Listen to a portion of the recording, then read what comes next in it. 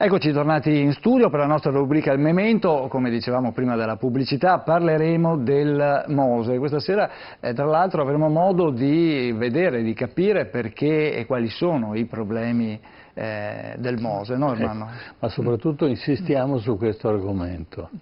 Noi ci troviamo in una situazione un po' come il ponte Morandi, no? Abbiamo il nostro ponte Morandi a Venezia.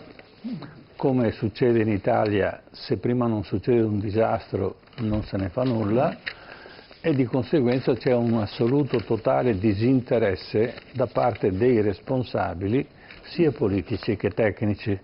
A tutte le nostre trasmissioni non è stato dato spazio, nel senso che non ci sono state date delle risposte e quindi noi insistiamo perché è un problema. Venezia è a rischio e a tutt'oggi il sistema Mose, che ormai quanti anni sono che diciamo, è stato messo in piedi, ormai spirano oltre i 10 anni, 20 anni. Ecco, allora abbiamo ospite con noi l'ingegner Di Tella, che naturalmente è il nostro testimone, ma soprattutto è la persona che è competente in questo tipo di ingegneria navale e che in questo periodo ha avuto possibilità di avere accesso a quelli che sono i documenti del Mose e che adesso ci spiegherà anche come mai il risultato delle sue ricerche, delle sue conclusioni, che l'ha inoltrato peraltro a un'associazione che prende cura di portare avanti questa situazione. Prego ingegnere, allora sì. Com'è andata questa ricerca? Prego. Buonasera. Buonasera. Allora, sì, noi diciamo che come cittadini non possiamo avere accesso a questi dati, no?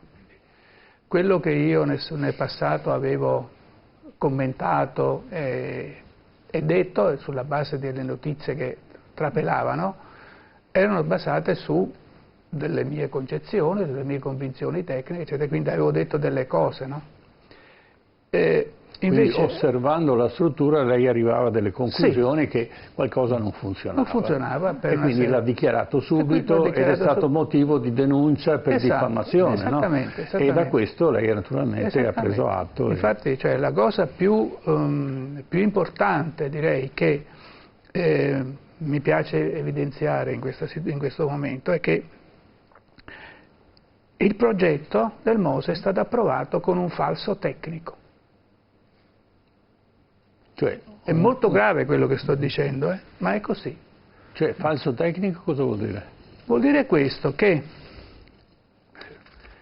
siccome gli esperti internazionali avevano posto l'accento su due aspetti del progetto, che uno era la risonanza subarmonica o instabilità dinamica delle paratoie e l'altro era l'effetto scala,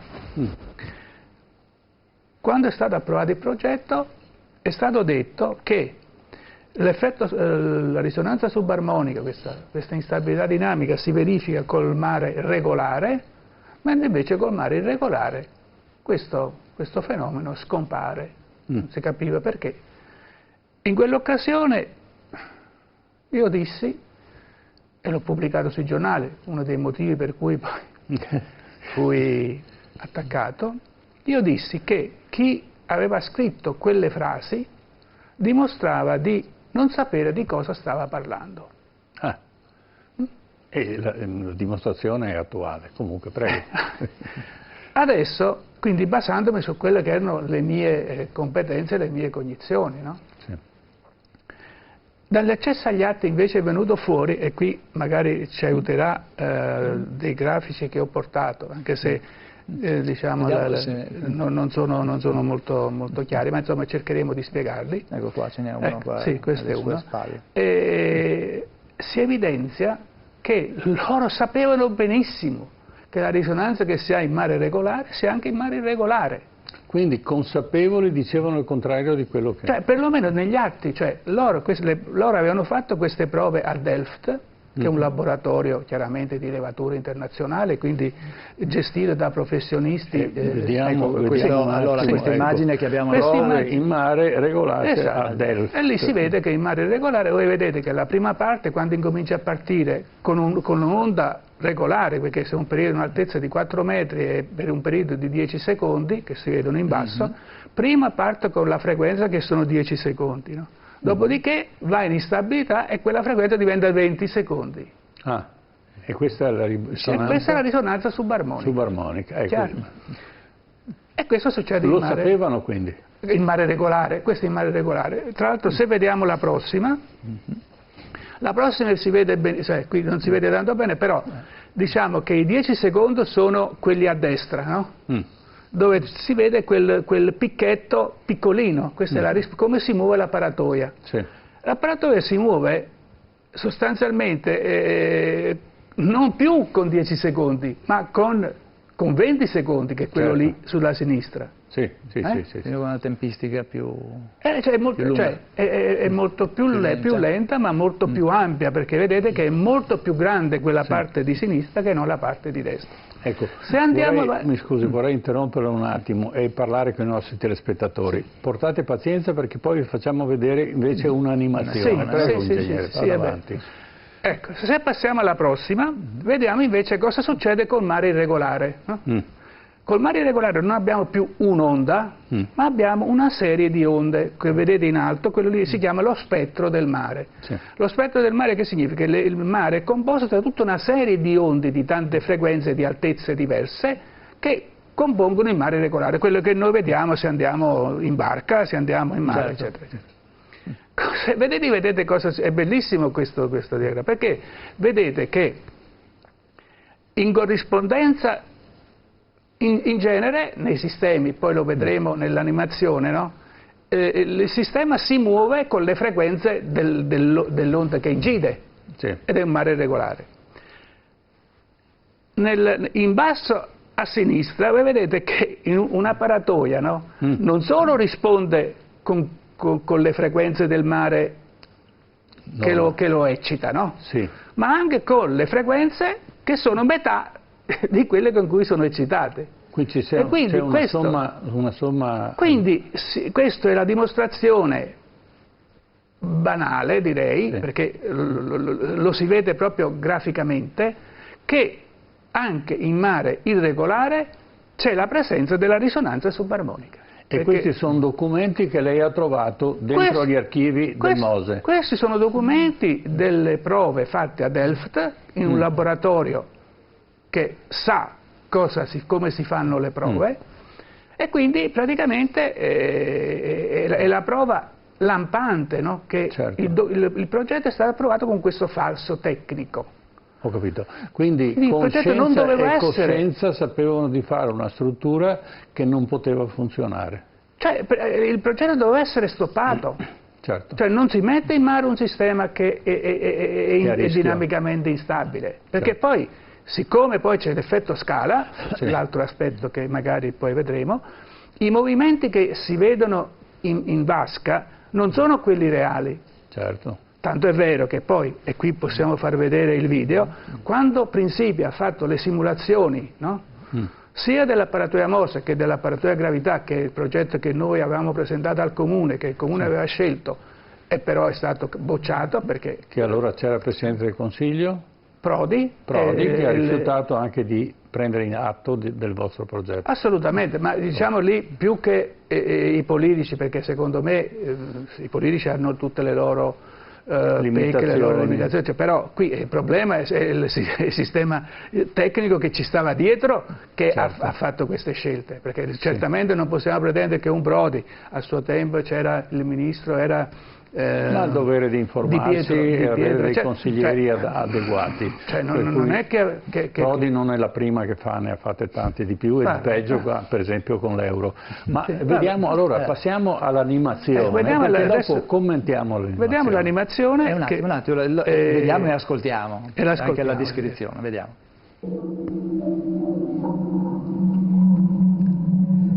Le onde agiscono sempre con velocità diverse di durata, compresa fra i 16 e gli 8 secondi.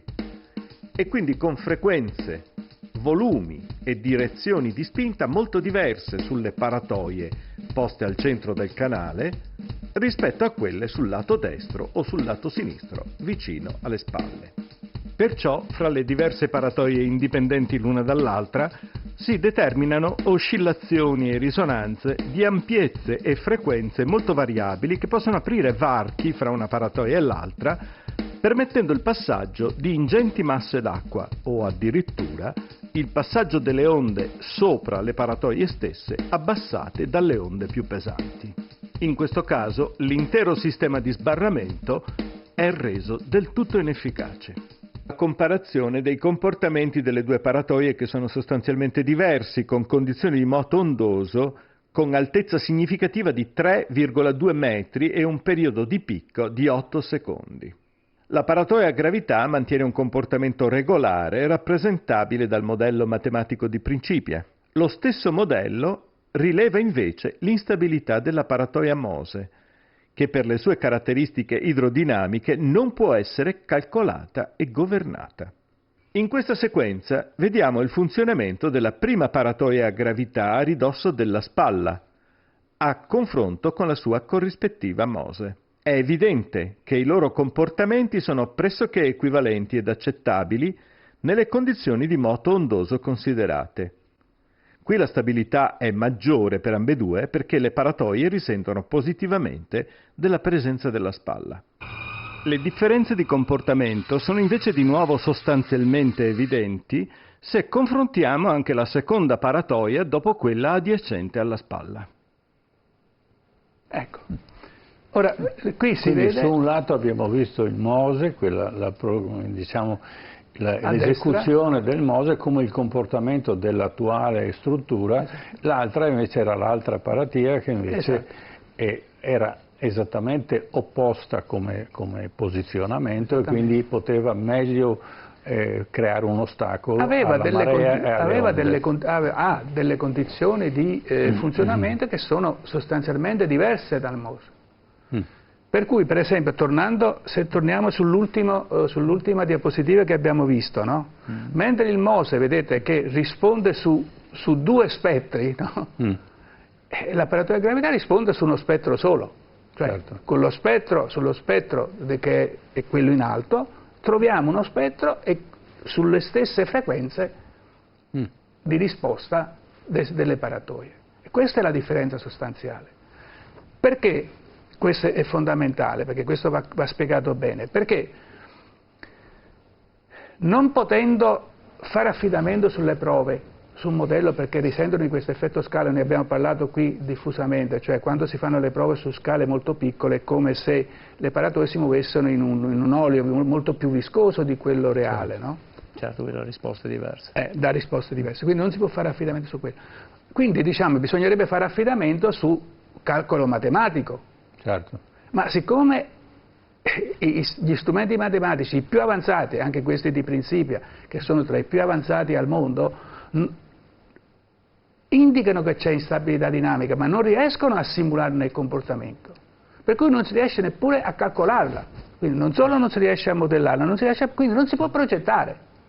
Quindi è un sistema, il Mose, che non è progettabile. In effetti poi, quello che è venuto fuori sempre dalle carte che abbiamo analizzato. Tra l'altro io vorrei citare anche che questo lavoro non l'ho fatto da solo, ma l'ho fatto anche in collaborazione con i due colleghi Vielmo e Sebastiani, no? Con cui ho sempre collaborato. Viene fuori che quello che hanno fatto poi per le prove è un assurdo, cioè è una cosa che veramente ci ha lasciato sbalorditi, perché avendo visto come a Delft avevano fatto le prove, no? Allora non volendo più andare a Delft e volendole fare in Italia, avrebbero perlomeno dovuto seguire i principi fondamentali con cui si fanno queste prove. Ecco, questi principi nelle prove fatte in Italia a Volta Barozzo sono stati completamente disattesi. Ho capito. Ma proprio in maniera palese, ma gravissima, perché per esempio l'apparatoio che hanno modellato non è l'apparatoio reale, è soltanto la forma.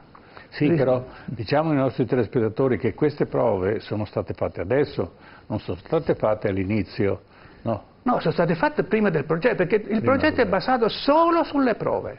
Ah. Il progetto non ha, perché tra l'altro non sarebbero state modellabili le paratoi, perché il principio ci ha provato e non ci è riuscito, quindi se loro avevano dei programmi per poter simulare le paratoie avrebbero trovato gli stessi valori di principio. Quindi hanno fatto una prova che non corrisponde a una simulazione reale. Assolutamente, non solo in una scala molto piccola e quindi risente di questi famosi effetto scala, ma soprattutto sono sbagliati proprio i modelli. Il modello non riproduce il peso della paratoia, Ho capito. non riproduce il centro di gravità della paratoia, il momento di inerzia della paratoia che contribuisce al moto. È un'altra cosa.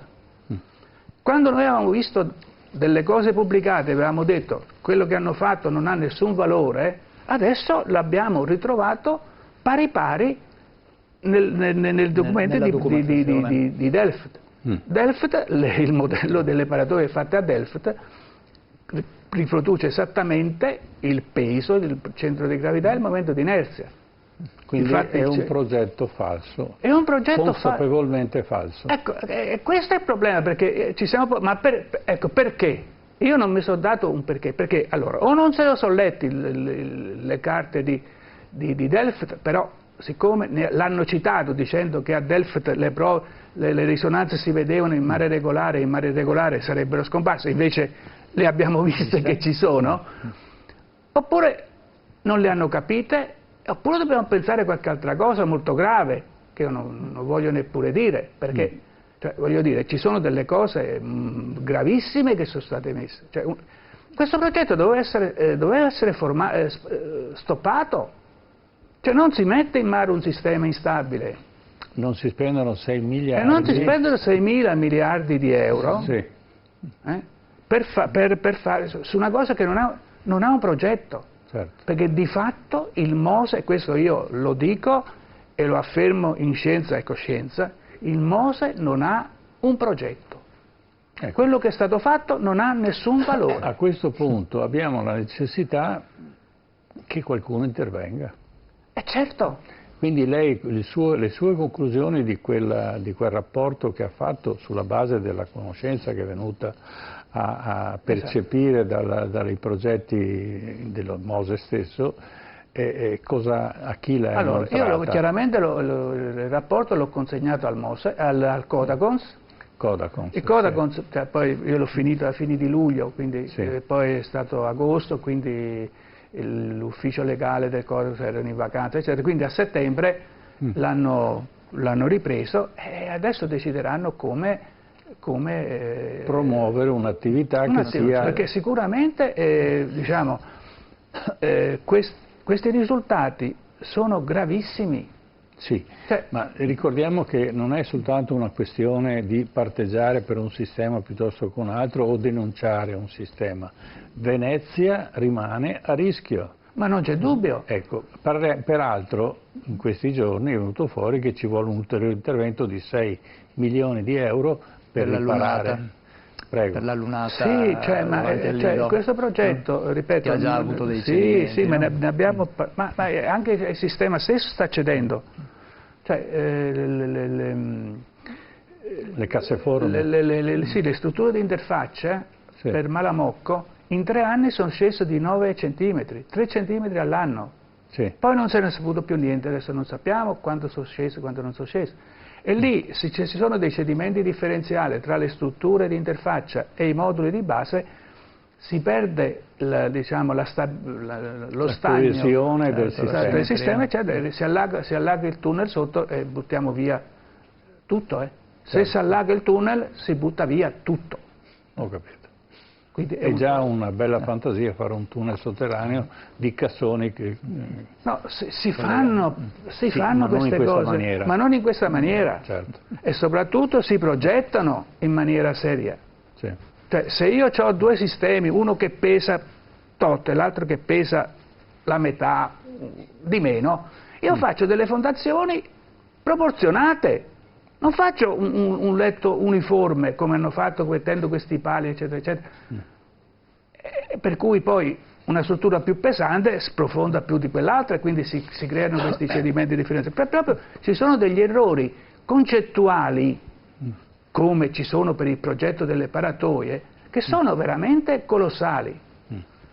Cioè, un'altra cosa incredibile che noi avevamo già commentato, ma che poi abbiamo trovato, come misurano le onde che agiscono sulle paratoie, non ha nessun senso. Cioè loro misurano le onde vicino alle paratoie, ma le paratoie modificano col loro moto il moto ondoso. Sì, sì. Normalmente si fa... creano a loro volta... E creano delle onde, quindi pretendendo di misurare quelle onde vicino alle paratoie. Cioè, non ha senso. Non solo, ma all'interno delle paratoie che sono piene di acqua si creano ulteriori onde, per cui il comportamento della paratoia è tutto da vedere. È tutta un'altra roba, certo. È tutta un'altra roba. Tanto è vero, noi avevamo detto, perché ripeto, io di prove in vasche ne avrò viste centinaia in vita mia, quindi so come si fanno. È il suo mestiere. È il mio mestiere. Quando si fanno queste prove, in vasca si fa prima quello che si chiama calibration, la calibrazione, cioè si prende un certo numero di giorni, in genere una settimana, per vedere come posizionare, qual è la posizione migliore per mettere il modello in funzione del generatore delle onde, il generatore della spiaggia che assorbe le onde a valle del modello. E quindi poi si cerca questa ottimizzazione, dopodiché le sonde che sono servite per fare la calibrazione si tolgono e si muove soltanto, quindi si sa esattamente quali sono le onde che ci sono lì, ma non le vado a misurare dove c'è il modello, perché io so che lì si modificano le onde. Certo, è il modello che interviene. Lì ci sono, loro hanno messo 32 misuratori di onde che non si capisce a cosa servono. Ho capito. E non misurano niente. Cioè, c'è proprio un'assurdità nel fare le cose. Allora, noi in questa fase della trasmissione, nel nostro momento, denunciamo per l'ennesima volta la carenza di intervento, o quantomeno di sensibilità da parte delle autorità a prendere atto di questo che lei sta dicendo e di dare contezza di quello che intendono fare, perché non è che possiamo aspettare altri 20 anni per salvare Venezia. Venezia è altamente a rischio. Certo. Abbiamo una situazione che viene a peggiorare ulteriormente perché il Mose ha criticità notevoli e quindi chiediamo che speriamo che prendano atto di quanto della sua relazione, ma soprattutto chiediamo che la politica si muova per risolvere questo problema. Ormai il danno è fatto, prendiamo atto e stabiliamo come risolverlo. Peraltro io rammento che il Mose, che è costato quasi 6 miliardi oggi, più tutti i costi di aggiustarlo prima ancora che parta, no? Mancano ancora i soldi per demolire i vecchi cantieri che dovevano essere e quindi parliamo di estensione di chilometri di cantieri in cemento armato che servivano spessore di 2 metri, spessore di 2 metri che dovrebbero essere smantellati per riportare la laguna e il profilo della laguna alla situazione principale precedente. Ma non questo solo, vuol dire che ci saranno altri miliardi di euro da spendere, salvo non lasciare tutto così e ognuno si arrangia. Ma non solo questo, perché sappiamo benissimo, ne abbiamo anche parlato qui prima dell'estate, c'è un fenomeno di corrosione sulle parti interne nel tunnel, quindi le cerniere, si tratta di sostituire tutte le cerniere. E poi soprattutto che c'è un'infiltrazione nel cemento che va a corrodere e far esplodere il cemento perché il ferro in contatto con la salsedine rompe il cemento e quindi a rischio. Certo. Ma ci sono delle... la cosa che personalmente veramente faccio fatica a capire è che appunto si stanno dando queste consulenze, il RINA ha fatto questa consulenza per vedere con quanto tempo questa ossidazione eccetera mette in rischio la validità dei cernieri eccetera, ma non si tocca il problema fondamentale, come sono state dimensionate queste cerniere, certo. Perché quello che è stato fatto, ripeto, non ha nessun valore. perché le paratoie non sono quelle, come sono state misurate le onde sono sbagliate. Bisogno di una revisione. Bisogna vedere. Quindi, spiegando meglio ai nostri telespettatori con parole semplici, il progetto, l'esecuzione del progetto non è nemmeno corrisponde al progetto, perché sono state cambiate, in fase di opera, sono state cambiate le strutture. È un'altra cosa. Bene. Quello che hanno realizzato non è stato provato e non è stato calcolato, perché non è calcolabile. Ho capito. Quindi noi cerchiamo di mettere in funzione qualcosa che non ha un progetto. Diciamo che non c'è un progetto e l'esecuzione non corrisponde anche al non progetto che hanno fatto. Bene, siamo. Viva l'Italia! Allora speriamo che qualcuno ci dia retta e prenda atto che Venezia non è una cosa da buttare via. Ma soprattutto dovremmo spendere meglio i nostri soldi. Certo. Perché, ripeto, iniziare a pensare come porre rimedio. Perché sono stati spesi questi soldi da persone che non sanno domandare a Mantovani, che non dimostrano neppure di sapere di che cosa parlano. Ma spendere. Allora c'è un vecchio detto politico: chi più spendi più guadagni. Sì. Però spenderli bene, tra l'altro. Quello certo. non serve. Non serve, dice. Adesso facciamo una Mose 2 così spendiamo altri soldi. No, diciamo che l'Italia, se l'autostrada del Sole da Napoli a Reggio Calabria ci hanno messo 60 anni per finirla e non è finita, perché Renzi ha detto l'abbiamo finalmente finita, dall'idea del governo italiano in tutti i tempi, quindi indifferentemente dai partiti e dalle epoche e dalla prima, questo seconda progetto Repubblica. è passato da tutti. Però ripeto, qui io faccio proprio un invito ai politici attuali, no? Perché rivolgiamoci a questo. Qui bisogna andare a vedere i tecnici dei ministeri che hanno approvato questo, perché è lì che c'è il marcio. Cioè, io non me la posso prendere con Di Pietro, un ministro che ha fatto il giudice per tutta la sua vita, che riesce a capire se un progetto funziona o non funziona. Sono i tecnici del Ministero che lo hanno approvato, che hanno avallato queste scelte. Il Comitato Tecnico di Magistratura che ha scritto quelle falsità palesi ormai, no? Sono quelli che vanno presi, che vanno condannati. Perché il politico, ripeto, adesso non voglio fare il difensore d'ufficio, però il politico cosa fa? È un ingegnere capace di capire che le cerniere si ossidano.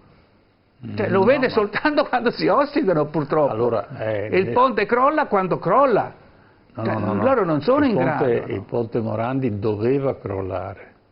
Sì, ma non mi deve convincere. Il ponte Morandi era fatto in maniera tale che era matematico che dovesse crollare. Il giorno esatto non si sapeva, però perché non si può mettere un tirante di un ponte chiuso nel cemento armato, cioè il ferro dentro il cemento, perché il cemento spacca il ferro messo in una posizione diagonale. Lei mi sta facendo ma è ovvio così. Purtroppo quello che non ho ancora sentito da tutte le relazioni che hanno fatto sul ponte Morandi. Ma perché? Perché il sistema che è marcio, caro professore, il sistema è marcio. Allora, sui rapporti che noi avevamo fatto in precedenza, no? Il provveditore ha dato degli incarichi all'Università di Padova, all'Università di Cassino, la Medioazio, eccetera, per commentare i miei commenti. Ma i miei commenti non hanno bisogno di ulteriori verifiche, cioè i miei commenti sono commentati dalla relazione di Delft. La relazione di Delft contiene che è la relazione del consorzio pagato dal consorzio, che dice questa cosa non sta in piedi. No, contiene tutte le osservazioni che io ho fatto, che abbiamo fatto, io e i miei colleghi abbiamo fatto. Che però in questo momento è venuto finalmente in possesso. Sì. Noi l'avevamo fatto senza avere i documenti, perché ripeto, le nostre competenze ci permettevano di dirle queste cose. Adesso abbiamo saputo che queste cose sono scritte nei loro documenti. Cosa sono andate a fare? A chiedere all'Università di Padova a commentare i nostri commenti. I nostri commenti sono commentati trovano le risposte nei documenti del consorzio. E quindi il magistrato dell'acqua allora non se n'è accorto. Adesso è dato in pensione. Vabbè, ma in pensione mica morto. No, si può andare a domandare. Infatti noi avevamo chiesto di sapere, quali erano i commenti ai nostri rapporti precedenti, no? E loro ci hanno dato invece quelle che erano le convenzioni fatte, ma i risultati non ci sono. Ora, io sono sempre curioso di vedere cosa possono scrivere questi professori, questi emeriti scienziati e coinvolti, eccetera, ma non c'era bisogno di andare lì, bastava leggere quello che hanno dato a noi sulle prove fatte a Delft per trovare le risposte a tutti i nostri, tutti. Gli dico una, che è la più semplice. Quando loro hanno fatto le prove in scala 1 a 30 e 1 a 10, in vasche piccolissime su un numero limitato di paratoie, no? Noi abbiamo detto che quelle vasche erano assolutamente inadatte perché erano troppo piccole per la scala, eccetera, eccetera. E hanno scritto che per quella scala la lunghezza minima della vasca doveva essere 70 metri. Sa quanta è la vasca di Delft con cui hanno fatto le prove? No. 70 metri. Bene. Quindi vediamo se qualcosa si muove, se no continueremo con il nostro inserto della trasmissione a tenere da conto, cioè tenere a conoscenza i nostri telespettatori sulla situazione che si sta aggravando, perché a noi non interessa il Mose, a noi interessa Venezia. Certo. Per cui qualcosa bisogna cominciare a fare per salvare Venezia. Certo. Ecco, questa è l'unica supplica. Io vi terrò informati se ci sono azioni certo, da parte del Codacons, certo, le azioni che intenderanno fare, quindi renderemo edotti i nostri ascoltatori. Vedremo come evolve, quali sviluppi. Grazie sua presenza, che è sempre saggia e utile per capire meglio con competenza quello che sta succedendo, e io spero di non doverla richiamare più, però credo che sarà una speranza inutile. Ci rivedremo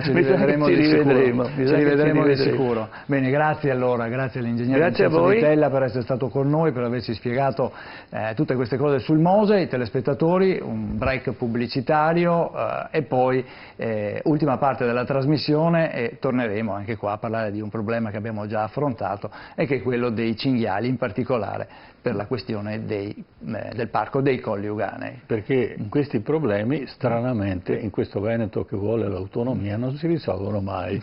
E ritornano nel dettaglio. E ritornano tra poco. Bene.